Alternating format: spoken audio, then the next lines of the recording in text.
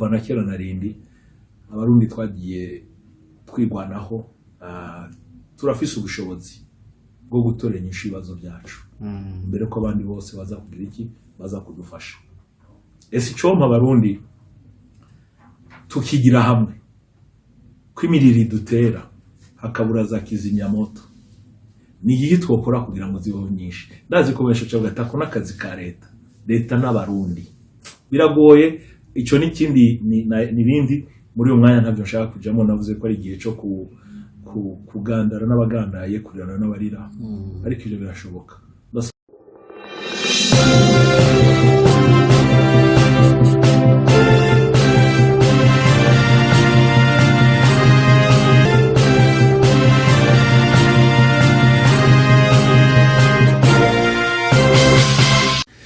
Bakunzi ba Gisha TV turabaramukije, amahoro y'Imana aganze imitima yanyu.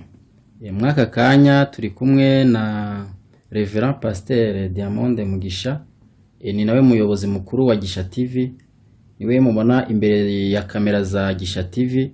Mwaka kanya rero twagomba tumubaze, hari ibintu twavyuse turumva muri iki gitondo byuko mu Burundi hoba habaye ibintu bitari byiza bidahumuriza societe y'Abarundi. Mbega Pasteur turabaramukije mbere na mbere. Ndabaramukije nanje. Namahoro. Yego n'impore. Okay. Twariko turavuga ibintu bya bibaye canke byabaye mu Burundi, hari ikintu muba mwabimenye ko? Ibyabaye ndavyiteye ko aragomera bunwa, ni ibintu bibabaje kandi ni ibintu biteye ubwoba, ariko amakuru menshi ayo mfise nashoboye guhabwa n'inshuti n'abagenzi canke na bamwe mu barongoye abandi, mugabo amakuru aracavanze.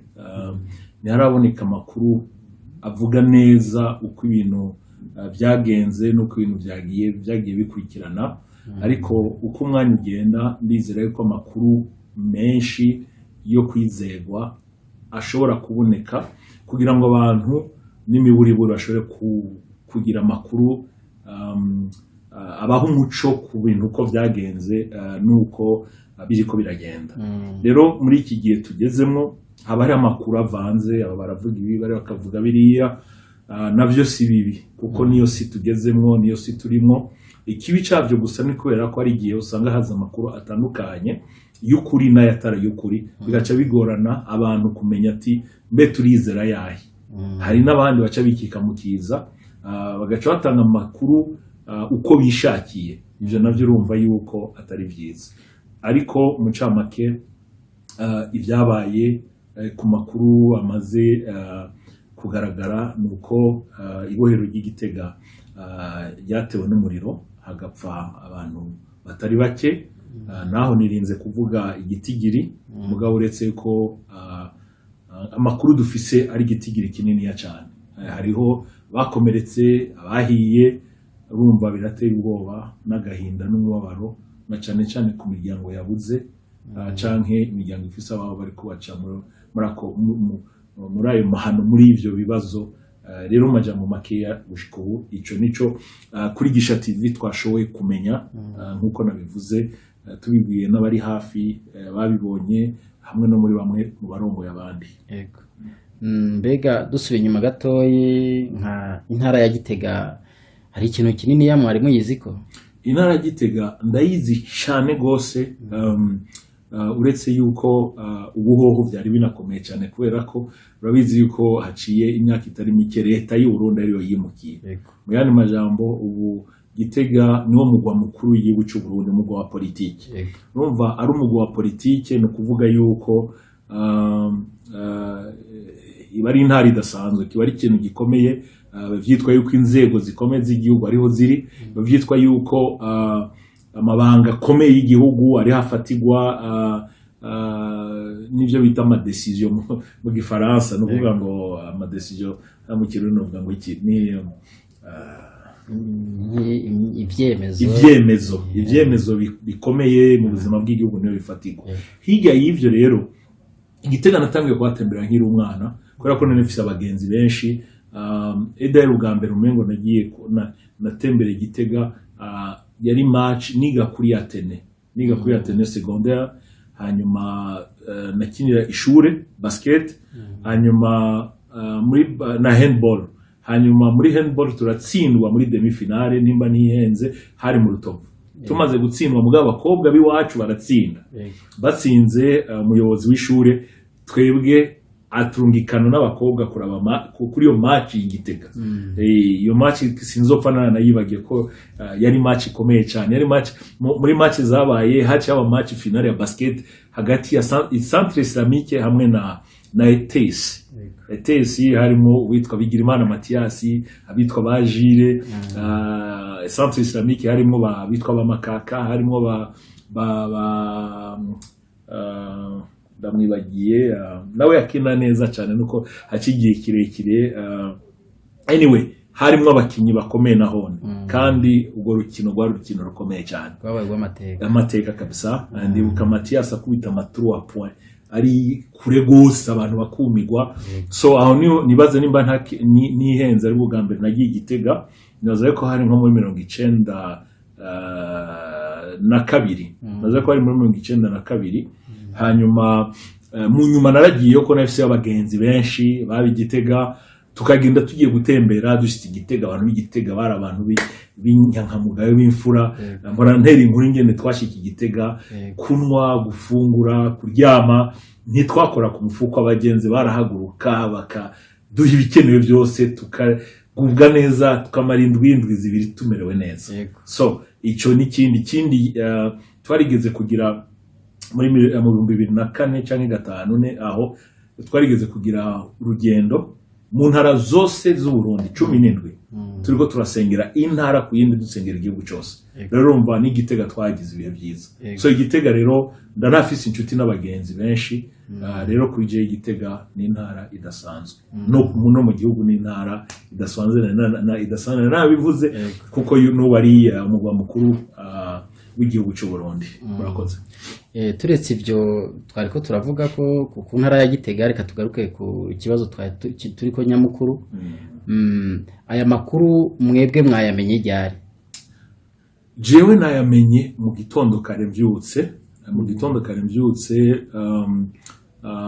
aho mu isanzwe nk'uko mubizi aho nkorera umurimo canke mba ni mu gihugu ca Canada. Mugabo nari maze iminsi mu karere mu bikorwa by'Imana, aho twariko turatanguza ishengero gihinduka Eglise ya Transformation mu gihugu cyo Bugande. Hanyuma twari dusigikorane n'abapastori bandi bari baje bavuye mu mihingo itandukanye. Rero mva muri kano kanya ndi mu karere. Rero mu gitondo kare mbyutse niho natangiye kumva amakuru. Hanyuma maze kuyumva nagerageje guhamagara inshuti n'abagenzi n'abandi barongozi barongoye abandi, kugira ngo dushobore kuba naho twogira ico tuvuze, ko kenshi mu bihe nk'iba abagenzi n'inshuti baratubaza byagenze gute, kugira ngo dutange amakuru yo kwizerwa. Nico gituma twafashe umwanya wo kurondera kugira ngo tumenye neza ibyo ari byo nuko byagenze. Ariko nkuko nabivuze n'abarongoye abandi muri uyo mwanya ntibaratanga amakuru yuzuye.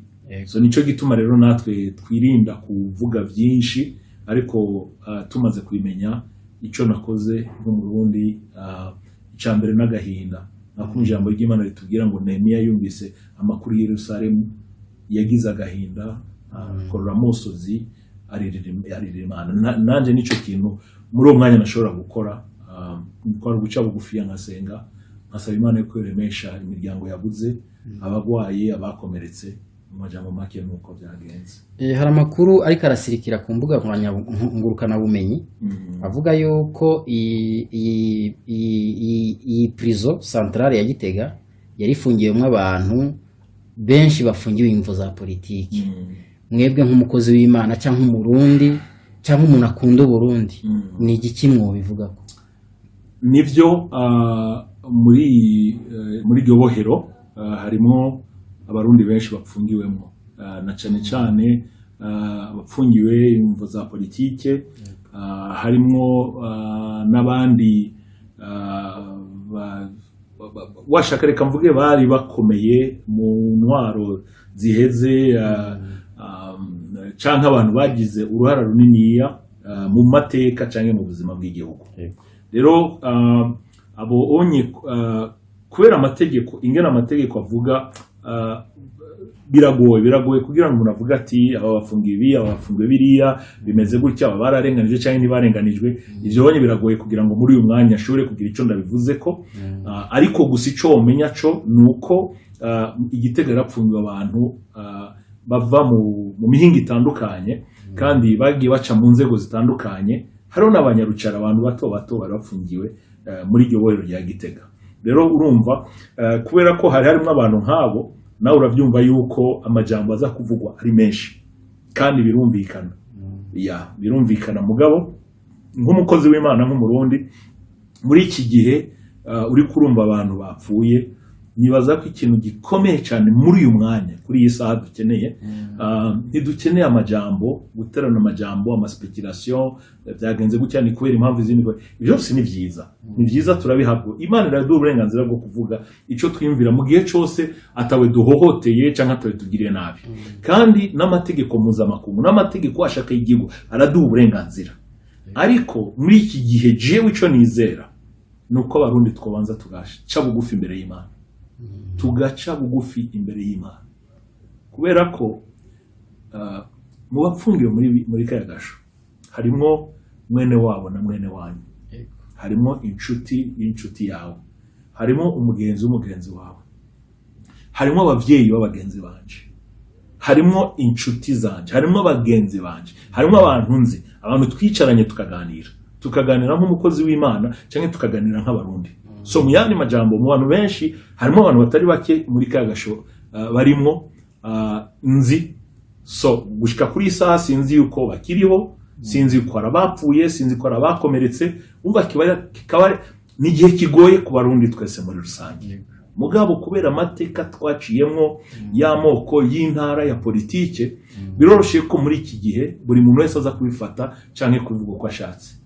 Ariko muri kano kanya jewe ico niyumvira nico nifuza nuko abarundi twoca bugufi imbere y'Imana, twoca bugufi imbere y'Imana, tukarira Imana, tugasaba imbabazi Imana, hanyuma tugasengera ababuze, tugasengera ko baca muri ivyo bihe bigoye, na cane ikindi gikomeye tugatangura kwiyumvira ni iki twofasha.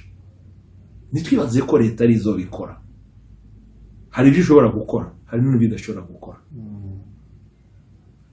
Nitwibaze ngo hari inzego mpuzamakungu ziza kubikora, zirafise ibyo zishobora gukora, ariko hari ibyo zitazokora. Amateka arabitwigisha, baraza bakabikora indwi mu kwezi kumwe umwaka umwe, mu nyuma bakihorera. Ya miryango igasigara ihangayika, harabazo babuza abavyeyi, harazo babuza abakunzi, ubatangiye kwiyumvira ati tuzobaho gute, bizogenda gute. So mu gihe nk'ico iri umurundi cyangwa umupastori fisi ivyumviro byinshi kuri ko era mu Burundi, hari ibyo nshima n'ibyo ntashima, ko n'uburenganzira bwanje bwo kugira ibyo nshima n'ibyo ntashima cyane. Mugabo we nkibi kiringira akamaro kwimira kuri umuryango nibaza ko ari ibyo. Dukurikije ibyo biri kuvugwa ku mbuga ngurukana bumenyi, hariho inkuru yatambutse ejo bundi mu minsi iheze, mwihangane, birababaje kandi birateye agahinda kuko twese turabarundi kandi turakunda Uburundi, n'abarundi bene wacu turabakunda, kandi abapfuye ntabwo bari banyagupfa. Hanyuma mu minsi iheze haravuzwe inkuru ivuga yuko mu ntara ya Gitega nyene sentare ndibagiye ari ariko ni Igitega ihoba habomowe hibwa amadosiye arenga 100. Byo nibi bibaye mu bifata gute? Umbabarira ubwa mbere kuko iyo nkuru ntayo nari bwumve. Hanyuma kubera ko nari mu kazi kenshi nkuko nabivuze mu mirimo y'Imana, mu bikorwa by'Imana, kandi urumva aho onye hari ibintu byinshi utagenda ukurikirana cyane. nimba byarabaye ni navyo navuze ukaca ushiramo n'ibi bihejeje kuba nimba byose byarabereye Gitega biroroshe ko buri muntu wese acavuga ati hari ikintu cyariko kirategurwa ibi bintu hari ukuntu birimo igipfungu ibintu hari ukuntu hari aho bihuriye ibyo birashoboka mugabo navuze ko muri uyu mwanya ntashaka kwinjira muri iyo muri zo za soko niruze muri zo za byagenze gutya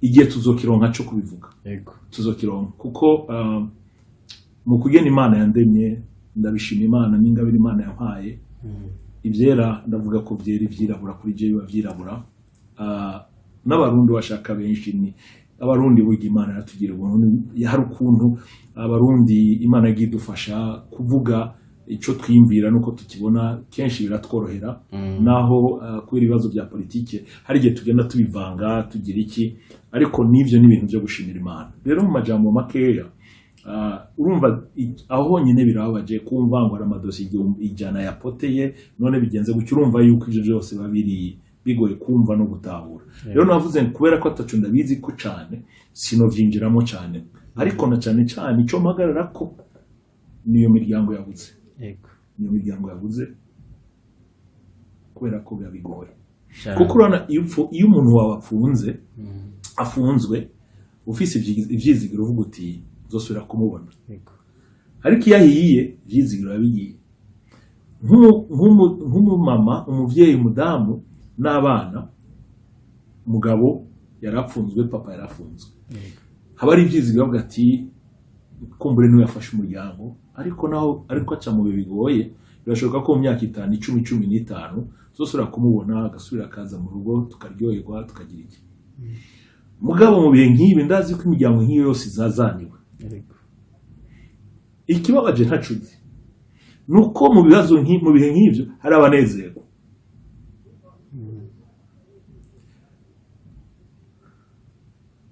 rero nico kiba kibabaje kubera ko urupfu rusa n'urundi ruciramo kaso rugahitana nyoko uyu munsi uranezerwa ariko ejo ugashikirwa kuko mu Kirundi sinzi ko abanyarwanda no kunavuga ngo Imana nijya ruswa iyo ruswa urumva ni ijambo ry'ikinyarwanda sinzi ko no mu Kirundi turikoresha mu Kirundi dukoresha igiturire ariko natwe rekana kugira Imana nijya igiturire oya Imana nijya igiturire ninaco gituma n'abasogokuza bagiye imigani bavuga ngo urucira mu kaso rugahitana nyoko bakavuga ngo ikiza ukora ugisanga imbere n'ikibukora ugisanga imbere rero ubu si igihe cyo kunezerwa si igihe cyo guterana kw'amajambo ariko ni igihe cyo kwiyumvira kuri iyo miryango abarundi twagiye tubura mu buryo butandukanye twarabuze mu minsi yeze niyo nari kundaganira n'umuntu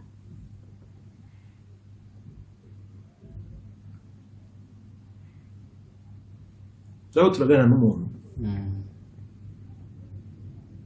mumbabarire mwikumye mwihangane birababaje mumbabarire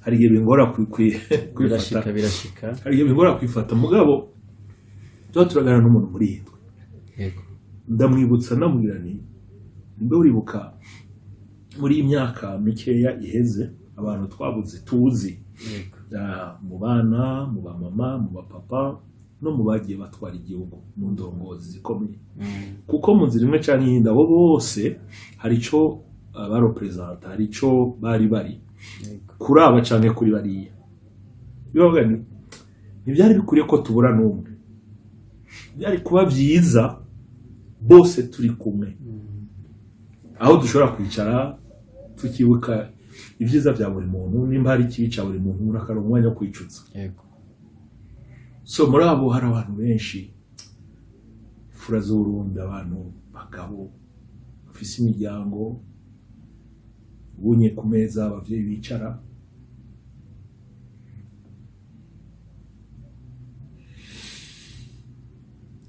birababaje mwihangane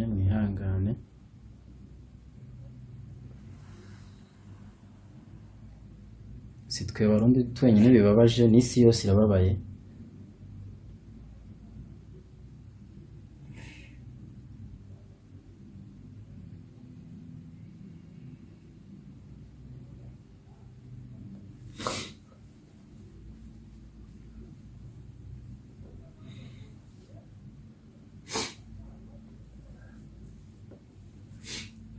urumva yego ibintu bigoye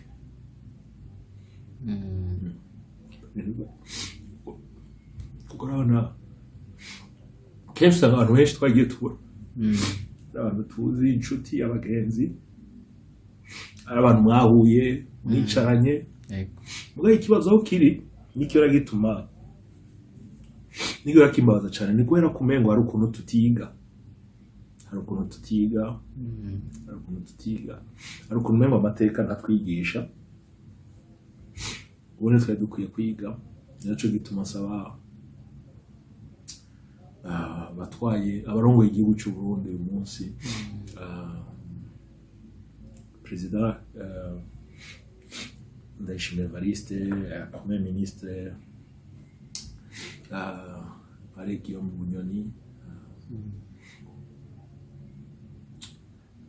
hamwe nabo barongoye uretse ko bamwe ndabazi personnellement twagiye tuganira na cyane umushikiranganje wa mbere kenshi nagize ubuntu turaganira ndibuka ko twigeze kuganira cyane kuri Salomo ku bwenge bwa Salomo abwira Imana ati Imana no mu bwenge yego ndarayimubwira nibaza nimva kino kiganiro ko azovyuka turanasenga saba Imana yuko yo mu bwenge bwa Salomo so muri iki gihe nibaza yuko abarongoye Burundi abari mu barongoye Burundi hamwe n'abarongoye abarundi bari hanze y'igihugu kuko ivyo ndabivuga ko nukuri hari abarongoye Burundi bari mu gihugu hari n'abarongoye abarundi bemewe canke bashigikiwe n'abarundi benshi bari hanze y'igihugu abo bose ico ndabasaba ni kimwe nuko mu nzira imwe canke yindi abarundi twese twogira ico bita mu gifaransa effort kigoro tukaraba ingene mu nzira imwe canke yindi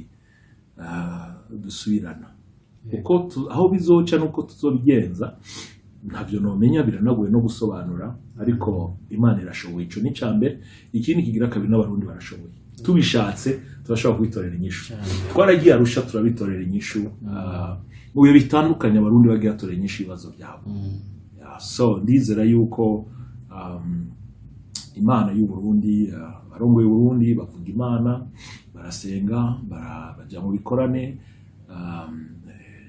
rero ndizera yuko ari ico Imana izobabwira n'abari hanze y'igihugu benshi nzi nabo barasenga kugira ngo Imana idufashe abarundi benshi bararushe amarira ni menshi mu gihugu cacu ariko birashika n'amateka ijambo ry'Imana twereka yuko ibihe nk'ibi atari twenyene twabibayemwo no mu karere twenyene twagiye tubibamwo mbere n'ubwoko bw'Imana abisirayeli barahaciye abanyaburayi uyu munsi byitwa yuko bamerewe neza nabo barahaciye ariko ndizera ko umwanya uzogenda utunganya ibintu yego dufatiye kw'ivyo ni igiki musaba nk'abarongoye abandi mu Burundi abarongozi mu Burundi ntegereje kukivuga nuko Imana yo kuvuga ku situation yabaye igitega Imana no kubaho ubwenge nk'ubwa Salomo Imana no kubaho ubwenge nk'ubwa Salomo hanyuma imaze kubaho ubwenge nk'ubwa Salomo Salomo asavye ubwenge kugira atunganyirize ubwoko bw'Imana kugira atunganyirize abisirayeli rero nanje ndasenga kugira ngo Imana ibahe ubwenge nk'ubwa Salomo kugira ngo atunganyirize abarundi kugira cyane bakora ibishoboka byose kugira bumvikane nabo batumvikana ko nta mpamvu n'imwe iri bituma tutumvikana birashoboka yuko twumvikana nimba abatanzania banyinyurana mu bijyanye na politike ariko bakaguma bari kumwe abakenya navyo birashika n'abakenya bagacanamwo mu Uganda birashika bagacanamwo ariko ari ibihugu za Botswana no muri Zambia baheruka kwerekana akarorero keza nibaza ko abarundi tubishoboye kandi ndazi ko abarundi turi nyangamugayo uretse yuko nkuko bagiye tubwira ngo ari gibere riyaga ibintu bikamera nabi ariko nibaza yuko igihe kirageze cyuko abarundi dusubirana tukubaka igihugu cyacu rero abari mu gihugu muri ibihe turimo icambere nuko bohaguruka bakaremesha imiryango yabuze bakanayifasha mbere bagafasha abagwayi bakafasha mu buryo bwagutse kandi bagashiraho umuco kugira ngo abarundi bamenye ibyabaye nuko byagenze kuko ni kenshi bishika uretse kumengo ni ingwara y'amareta menshi ku isi bakavuga ati turiko dukora amatohoza mugabo abantu ntibazofe baramenye uko ibintu byagenze ivyo rero bituma abantu buri muntu wese abivuga uko yishakiye rero ndizera rero yuko muri iki gihe bafise igikorwa gikomeye na cyane cyane cyo kuremesha imiryango yabuze hamwe n'abarundi bose muri rusange. Ego nk'umurundi akunda igihugu ciwe kandi akunda abarundi dufatiye kwibi ibyo bihuha biguma bivugwa n'ibindi ni igiki wosaba navuga ko ari nk'abanyepolitike ariko batari muri leta ni igiki wobasaba ni ingene bovyitwaramo? Icambere cyo nosaba kuri bene wacu bari hanze y'igihugu nuko wari ubivuze cyangwa badashigikiye leta muri rusange mbere n'abashigikiye leta muri iki gihe nosaba yuko duhagarika speculation mugana wundi basaba ndazi ko bigoye twahagarika kuvuga amajambo menshi muri uyu mwanya kuko ababuze muri uyu mwanya ntibakeneye kumva amajambo bakeneye kuremeshwa.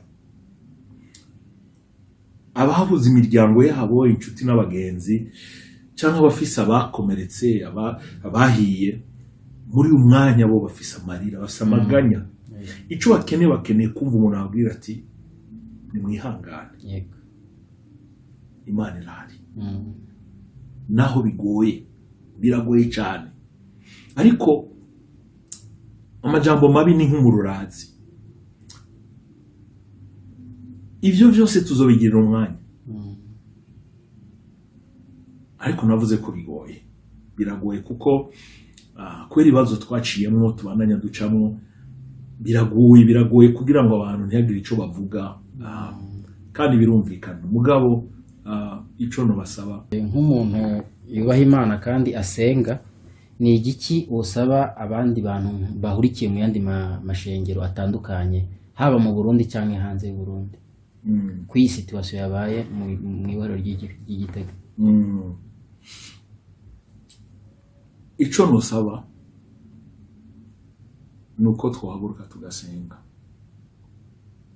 tugasengera igihugu cacu tugasengera imiryango yabuze tugasengera abarundi aho bari hose mu mpande zine z'isi na cyane cyane mu gihugu cy'u Burundi na cyane cyane abari Igitega na cyane cyane imiryango yabuze kandi tubandanye dusengera igihugu duhagarika amasengesho y'abatutsi n'abahutu duhagarika amasengesho y'abasendede y'abasenere y'abaporona y'abamesite ko birashoboka biroroshe niko navuga amasengesho ngani kuvuga iki nuvuga ngo amasengesho kwegera kucukunda kucushigikiye ariko dusenga amasengesho y'abana b'Imana amasengesho y'abarundi naza ko arico dukeneye gusumba ibindi Burundi safise uburenganzira bwo kujya mu muganga ashatse wo gushigikira uwashatse uburenganzira bwa buri murundi wese kuva ku mupasoro ushika ku munyagihugu mutoya ariko iyo haje amasengesho iyo haje Imana n'igikorwa c'Imana ivyo onye nigira ikibanza cavyo rero nico gituma muri iki gihe abakozi b'Imana aho muri mu mpande zine z'isi nimuze muhaguruke dusengera igihugu cacu kandi tuje hamwe kugira ngo dusenge twongere twubake igihugu cacu Imana bamugisha. Ego nibaza yuko nkaho naringira ndababaze mwari mwabikomoje ko kare ariko mwosubira mukagira ikindi kintu mubivuze ko nka diaspora y'u Burundi abarundi baba hanze y'u Burundi ni igiki nyamukuru mwobasaba ko boshira imbere kubera situation yabaye mu gihugu cy'u Burundi? Ibintu bibiri cyambere n'amasengesho kuba bishoboye gusenga ikindi kigira kabiri no gushigikira bene wacu babuze abagwaje mu buryo bufadika mu buryo bw'amafaranga biragoye kuko ndazi yuko aciye imyaka ivyo twagiye tubiganira kenshi abantu bakavuga ati mbega amafaranga two yahande two bigenza gute biroroshe cyane byoroshe mu buryo abantu bafashe umwanya bakitonda biroroshe yuko tumenya abantu benshi hari abantu benshi babizigirwa mu gihugu cy'u Burundi abantu bashobora guca muri Eklezia Katolika abantu bashobora guca mu mashengero atandukanye y'abizera y'abizera, hari amashengero menshi cyane mu gihugu cy'u Burundi, hari abapasitori, hari abakozi b'Imana babizigirwa benshi, mu ishengero rya Panekote, mu ishengero rya Vivante, mu ishengero rya Minevamu, mu ishengero rya Transformation. Hari amashengero menshi cyane gose arimo abizigirwa ashobora gukora icyo gikorwa kandi akagikora neza. Hanyuma hariho n'imiryango y'abakristo, hariho amaministeri cyangwa n'amashyirahamwe atandukanye ashoboye kubikora. Hariho n'abantu b'abashingantahe bashoboye kubikora, ashoboye gufasha. Rero bisaba gusa yuko abantu bavugana, abantu baganira, bakiyumvirira hamwe uko babikora, kubera ko ndizera ko muri diaspora turafise ibihumbi mirongo numva ni byinshi cyane. $10, $10, $5, $20, $50, $100, imiryango myinshi twayihindura amateka mu gihugu cy'u Burundi. Naragiye ndabibona, nagiye mbona abantu batandukanye ingene bagenda bafasha kandi bagenda bahindura amateka y'abantu benshi bakoresheje $20, $20, $30, $50. Rero tugiye hamwe n'ubu ivyo bihumbi 40 ingahe, tugiye hamwe tugatanga amafaranga. Nuvuga ngo buri kwezi, buri mwaka dushobora gutanga $1,000,000 y'amadolari. Yashize mu Burundi mu Marundi n'amamiliyari. Ariko byose bisaba umutima. Rero inshuti zanje abagenzi aho muri, ndabasavye twese hamwe dusenge, hanyuma twongere dufashanye. Jewe kubinyerekeye, jewe n'abantu b'Imana tugenda dukorana, turiko turasenga, turiko dusaba Imana ubwenge n'ivyo twokora kugira ngo dushobore gushigikira.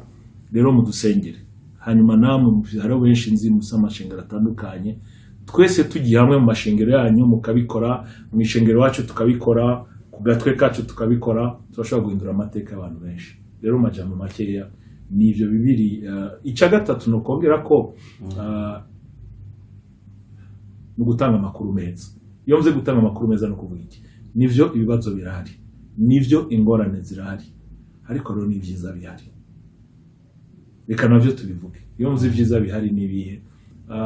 Nuko nizera yuko tuzokumva amakuru yabaciye mu muriro kugira ngo batabara abandi. Nuko tuzokumva amakuru kingiye abandi kugira ngo ntibashe canke kugira ntibakomereke. Kenshi amakuru nkayo nayo tuvuga. Kenshi abantu nkabo ntabo tuvuga. Ese icyo mu bantu nkabo tukabaza tuti mbega ni bande bakoze ivy'ubuhizi? Ni bande bakingiye abandi? Kugira ngo tubashigikire, kugira ngo tubafashe, kugira ngo tubahe ubushimwe. Kugira amenye yuko i Burundi dushimira abagize neza, abarundi dushimira abagize neza. Kuko niko basogokuru batwigishije, niko bavyeyi batwigishije. Uretse yuko ibintu byinshi byagiye bihinduka. So nibaza yuko ivyo biri mu bintu bishobora gufasha mugabo nkuko nabivuze muri uyu mwanya icyo dukeneye cyane ni n'amasengesho no kuremesha no gufasha. Ibindi bizoza ejo hirya ejo mugabo tubona neza ibintu biriko biraca. Nk'umukozi w'Imana kandi ukaba umurundi akunda igihugu n'abarundi, ni igiki kintu uri kurasaba nk'abantu ababanyi, ndavuga mu bihugu bibanyi dufatire hafi nka East Africa, kuri situation yabaye mu Burundi?